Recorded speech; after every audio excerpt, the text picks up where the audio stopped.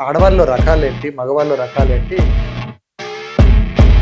ఒక ఆడపిల్లకి ఎంతైతే హైట్ ఉందో దానికి తగ్గట్టు అబ్బాయి ఎంచుకుంటాడు. వీడి ఎండింగ్ పాయింట్ వాళ్ళు స్టార్టింగ్ పాయింట్ అవుతుంటారు. ఇప్పుడు ఫర్ ఎగ్జాంపుల్ నేను క్రికెట్ ఆడుతున్నాను, చిన్న పిల్లలతో ఆడుకుంటాను. అలాంటప్పుడు నేను పెద్ద బిఎండబ్ల్యూ బ్యాట్, ఎంఆర్ఎఫ్ బ్యాట్ పెట్టుకోవాల్సిన పని లేదు, పెద్ద కాస్ట్లీ బ్యాట్ పెట్టుకోవాల్సిన పని లేదు. ఆ చిన్న బ్యాట్, చిన్న కర్రతోనే కొట్టేయచ్చు. అరే ఇది నా పువ్వు, ఈ పువ్వు వాడిపోకుండా సాయంత్రం వరకు ఉంచుకోవాలంటే ఏం చేస్తాం?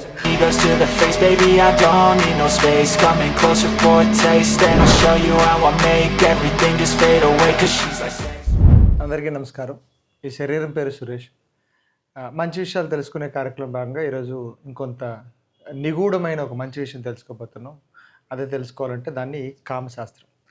సో ప్రతి ఒక్క మనిషికి కావాల్సింది ఏంటంటే ఒక మోటివేషన్ కావాలి. అది సెల్ఫ్ మోటివేషన్ అయిందనుకోండి, ఆ దారి ఎక్కడికో తీసుకెళ్తూ ఉంటుంది. అది ఎప్పుడో ఎంతమంది మోటివేషన్ స్పీకర్స్ చెప్తారు, నిన్ను నువ్వు మోటివ్ చేసుకో, ఎక్కడ చేసుకోవాలి అనేది శాస్త్రం ఏమని చెప్తుందంటే ధర్మార్థ కామ మోక్షాలు ఉంటుంది.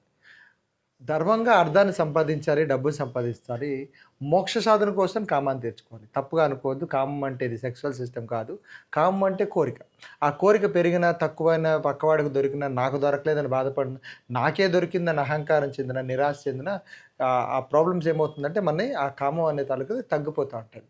అందులో భాగంగా శరీరం ప్రకృతి పరంగా, మనం ప్రకృతిలో ఉంటున్నాం కాబట్టి ప్రతి ఒక్క జీవరాశికి తన వయసు బట్టి ఆటోమేటిక్గా కొన్ని చేంజెస్ జరుగుతూ ఉంటాయి. అది బాహ్యంగా ఏంటంటే శరీర అంగాలు పెరగడం, మూతి మీద మీసాలు పెరగడం, ఆడవారు రొమ్ములు పెరగడం, లేకపోతే శరీరంలో మార్పులు అనమాట. అండోత్పత్తి జరుగుతున్నప్పుడు నెలసరి జరుగుతూ ఉంటుంది. అబ్బాయికి ఇంకా కోరికలు పెరుగుతాయి, అంగం గట్టి పడుతూ ఉంటుంది. ఇట్లాంటివన్నీ జరుగుతాయి. ఇది కామశాస్త్రంలో మొదటిగా జరిగే విధానం. అందులో ఆడవాళ్ళు ఎవరు, మగవాళ్ళు ఎవరు, ఆడవాళ్ళలో రకాలేంటి, మగవాళ్ళలో రకాలేంటి క్లియర్ కట్గా చెప్పబడింది. ఇప్పుడు నేను ఒక గుర్రాన్ని పెంచుకోవాలనుకున్నాను. గుర్రం ఎందుకు పెంచుకోవాలి? నా జీవితాన్ని స్పీడ్గా నడపాలి, లేకపోతే ఆ ఒక ప్రయాణం ఏదైతే ఉందో, గమ్యం ఏదైతే ఉందో వేగంగా చేరుకోవాలనే విషయంలో ఎలాగైతే ఒక మంచి కలర్ని ఎంచుకుంటా, ఇంకా చెప్పుకోవాలంటే హైట్ ఎంచుకుంటా, బరువు ఎంచుకుంటా, విడ్త్ ఎంచుకుంటా, అవన్నీ దాన్ని హార్స్ పవర్ ఎంచుకుంటా. ఎప్పుడు నా కెపాసిటీ బట్టి. ఎట్లా ఒక గుర్రాన్ని ఎంచుకోవాలనుకుంటే నా కెపాసిటీ ఏదైతే ఉందో అలాంటి గుర్రం ఎంచుకునేదే పెళ్లి చూపులు.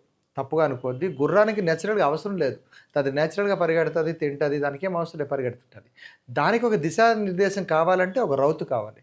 ఎక్కడ పడితే అక్కడ పడిపోయి ఇబ్బంది పడుతుంది అనే ఉద్దేశంతోనే పెళ్లి చూపులని చెప్పడం జరిగింది. అందులో ఆడవారికి కావాల్సిన విధానం అంటే ఒక గమ్యం ఏదైతే నీట్గా నడవాలి, లేకపోతే ఆ గమ్యం చేరుకోవాలనుకుంటే ఒక రౌతు ఎలాగైతే కావాలో అది మగవాడని చెప్పడం జరిగింది. పెళ్లి చూపుల్లో కూడా జరిగేది అంతే.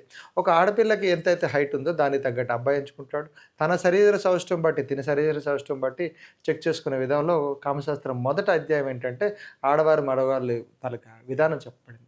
ఇప్పుడు వీళ్ళిద్దరి వల్ల ఏమవుతుందంటే ఒక శరీరంలో ప్రకృతి పరంగా పెరిగిన మార్పులు, వేరే శరీరంలో ప్రకృతి పరంగా పెరిగిన మార్పుల్లో హార్మోన్స్ అనమాట, మన ఉత్ప్రేరకాలు లోపల జరుగుతున్న ఒక ఆర్గాన్స్ తాలూకు భావాలు అనేది పెరుగుతుండడం వల్ల, ఆహార పదార్థం వల్ల శరీరంలో కోరికలు నేచురల్గా కలిగిస్తుంది. నాకు కలిగించే విధానంలోనే వేరే వృద్ధి జరుగుతుంది, ఆడవాళ్ళకి అండాల ఉత్పత్తి జరుగుతుంది. ఈ రెండు జరుగుతున్నప్పుడు శరీరానికి ఇంకో శరీరం తోడు కావాలి. ఆ తోడు ఎప్పుడవుతున్నప్పుడు జనరల్గా లేడీస్కి ఉండే చేంజెస్ ఏంటంటే భావప్రాప్తి. జంటలో జరుగుతుందంటే వేరియస్ స్ఖలనం. ఆ స్ఖలనం జరుగుతున్నప్పుడు ఏమవుతుందంటే అప్పటికప్పుడు లోపల ఉన్న ఆర్గాన్స్ అన్నీ ఒక్కసారిగా స్టిమ్యులేట్ చెందబడి ఎంతో శక్తిగా కూడుకొని ఒక్కసారిగా పూర్తి తదేకమైన ధ్యానం జరిగి అక్కడ పూర్తిగా శరీరం తాలూకా విధానం ఏదైతే ఉందో ఒక స్టబర్న్ అయిపోతూ ఉంటుంది. ఆ స్టబర్న్ అయిపోవడం వల్ల ఒక్కసారి వెన్నుపాములో కొన్ని వేల శక్తి, కొన్ని నాడుల శక్తి ఒక్కసారిగా ఉత్ప్రేరణ అయ్యి తనకి స్ఖలనం జరుగుతుంది. ఇదే సృష్టి రహస్యం. సో దానికి సంబంధించి దానికి ఎవరైతే సపోర్ట్ కావాలి, వేరే అలాంటి రిలేటెడ్లో సేమ్ ఉత్ప్రేరకాలు పెంచే విధానంలో అక్కడ చుంబనాలు కానీ, కౌగులింతలు కానీ, లేకపోతే ఉండే శరీరం తాలూకా నీడ్స్ ఏవైతే ఉన్నాయో అవన్నీ శరీరంలో ఉండే మర్మస్థానాల్లో పెట్టడం జరిగింది ప్రకృతి. ఆ మర్మస్థానాల్లో ఎప్పుడైతే మనం కరెక్ట్గా ప్రాపర్గా ఛానల్ ఓపెన్ చేస్తామో అవుట్పుట్ క్లియర్గా ఉంటుందని చెప్పేసి అప్పుడు జరిగింది. ఎప్పుడు పడితే అప్పుడు కాదు. మనకు అవసరమైతే ఫ్యాన్ వేస్తాం, అవసరమైతే లైట్ వేస్తాం, అవసరమైతే ఏ విధానాలు చూసుకుంటాం. ఎప్పుడు అన్ని స్విచ్లు వెయ్యం. ఏదైతే పర్టికులర్ స్విచ్ నొక్కితేనే ఫ్యాన్ వెలుగుతుందో, అండ్ ఏ లైట్ అయితే వేసుకోవాలనుకుంటే దాని స్విచ్ ఎప్పుడైతే నొక్కుతున్నామో అప్పుడు అవుట్పుట్ కూడా ఎలాగే ఉంటుందో శరీరంలో కూడా కొన్ని మర్మస్థానాలు ఉన్నాయి అండ్ శృంగార స్థానాలు ఉన్నాయని చెప్పేసి దాన్ని వెరీ నిగూఢంగా చెప్పడం జరిగింది. అది 2-3 అధ్యాయాల్లో. ఇప్పుడు చాలా వరకు ఈ విధానంలో వచ్చిన తర్వాత కొందరు తప్పుగా కొన్ని ప్రశ్నలు అడుగుతారు. ఎందుకంటే పూర్తి అవగాహన లేకపోవడం. ఇప్పుడు ఫర్ ఎగ్జాంపుల్ నేను క్రికెట్ ఆడుతున్నా. చిన్న పిల్లలతో ఆడుతుంటా. అలాంటప్పుడు నేను పెద్ద బీఎండబ్ల్యూ బ్యాట్, ఎంఆర్ఎఫ్ బ్యాట్ పెట్టుకోవాల్సిన పని లేదు. పెద్ద కాస్ట్‌లీ బ్యాట్ పెట్టుకోవాల్సిన పని లేదు. అది చిన్న బ్యాట్, చిన్న కర్రతోనే కొట్టేయచ్చు. అర్థం చేసుకోండి, తప్పుగా అనుకోవద్దు. ఇప్పుడు కొంత నేను ఒక కాలేజీలో గేమ్ ఆడాల్సి వచ్చింది. అంటే కాలేజీలో ఆ సెషన్‌కి, ఈ సెషన్‌కి జరుగుతున్నప్పుడు క్వాలిటీ గేమ్, క్వాలిటీ ప్రోడక్ట్ వాడాలి. అంటే నా కెపాసిటీ బట్టి నేను బ్యాట్ తీసుకోవాలి. రైట్. ఇంకా దాని తర్వాత నేను ప్రొఫెషనల్‌గా ఆడుతున్నాను. ఒక గ్రౌండ్‌లోనే ఆడుతున్నాను. ఒక ఇండియా కోసం ఆడుతున్నాను. రైట్. అలాంటి అంతర్జాతీయ స్థాయిలో ఆడుతున్నప్పుడు అవతల వేసే దానికి ఎంతో ప్రాక్టీస్ కావాలి. ఎంత మానసికంగా ప్రశాంతత కావాలి. ఇవన్నీ జరుగుతాయి. ఇప్పుడు దాని గురించే మనం చెప్తున్నాం. చాలా ఎర్లీ ఎజెక్షన్ జరుగుతుంది. అంటే నాకు వేగంగా అవుట్ అయిపోతుంది. అంటే మన ఆలోచనలు అలా ఉన్నాయి. అరే! ఇది నా పువ్వు. ఈ పువ్వు వాడిపోకుండా సాయంత్రం వరకు ఉంచుకోవాలంటే ఏం చేస్తాం? ఆ పువ్వుని జాగ్రత్తగా నీళ్లు ఫ్లష్ చేసుకుంటాం. ఎక్కడ ఎండ తగలకుండా నీట్‌గా కాపాడుకుంటాం. అంటే పువ్వు తాలూకా ఆ ఫ్రాగ్రెన్స్ చాలా ఎక్కువ సేపు జరుగుతా ఉంటది. అవి వెంటనే ఏదో వెళ్ళిపోతున్నాం. చాలామంది లేడీసు మాల పెట్టుకుంటారు. ఆ ఫంక్షన్ వరకు వెళ్తే చాలు మళ్ళీ తీసి పడేస్తా ఉంటారు. అదొక రకమైనది. కొందరు వాసన చూసి పడేస్తా ఉంటారు. సో, నువ్వు ఆ పువ్వుని ఎలా వాడుకుంటున్నావు అనే దాన్ని బట్టి నీ తాలూకు ఆలోచన విధానం ఉంటది. ఏదేదో తొందరగా ఎవడో వస్తాడని చెప్పేసి తొందరగా చేస్తాం. ఆలోచన స్పీడ్‌గా అయిపోవాలి, ఏదో పడిపోవాలి, ఏదో ఫ్రీ అయిపోవాలంటే కాదు. స్ఖలనం అనేది మొత్తం ఆర్గాన్స్ అన్నిటిని కూడా దగ్గరగా స్టిమ్యులేట్ చేసి వెన్నుపాములో ఒక మంచి రక్త ప్రసరణ జరిగి ఒకసారిగా వచ్చేదే స్ఖలనం. సో, అలాంటప్పుడు ఆ స్ఖలనం వల్లనే ఎనర్జీ పెరుగుతా ఉంటది. నీ శక్తి అంతా అందులో కూడుకుంది.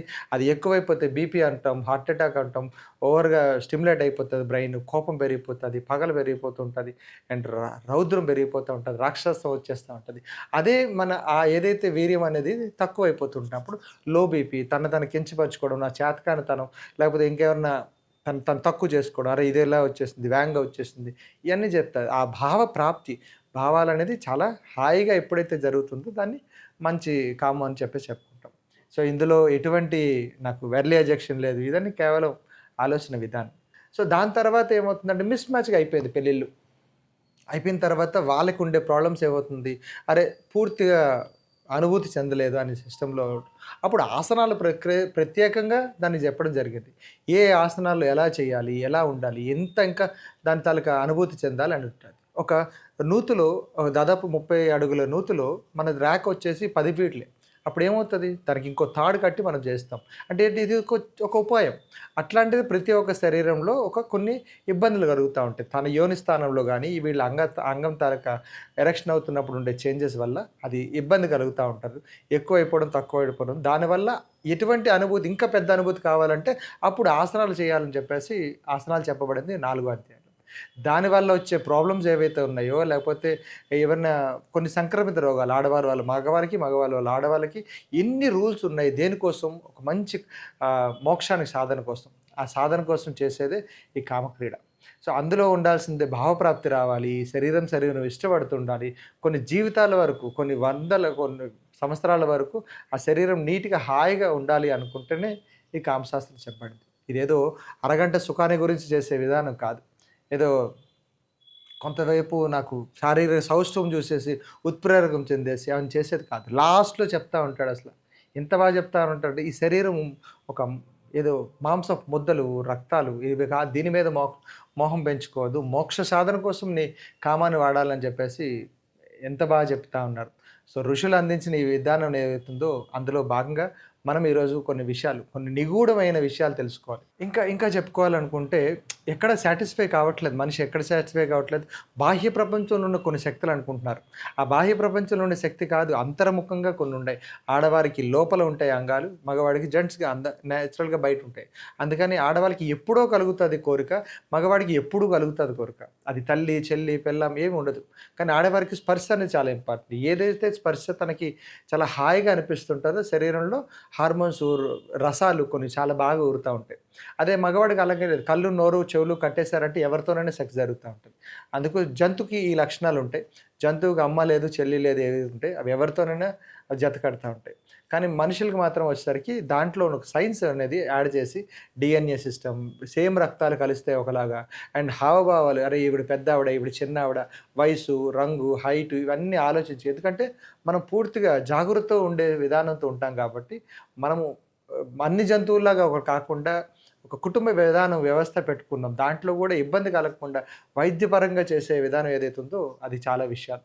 ఈరోజు వరకు మనం ఏదైతే చెప్తున్నా ఇబ్బందులు శాస్త్రం ఇలా చెప్పబడింది.